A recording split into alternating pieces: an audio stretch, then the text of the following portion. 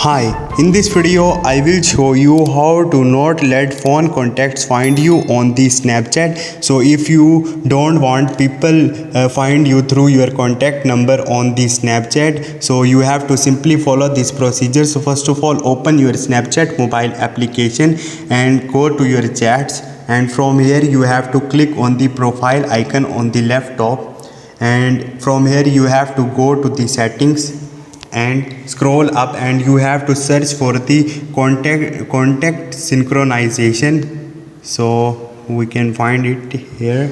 So this is the option. Basically you have to click on it, and you will see this box will be ticked on your Snapchat. So you have to untick that.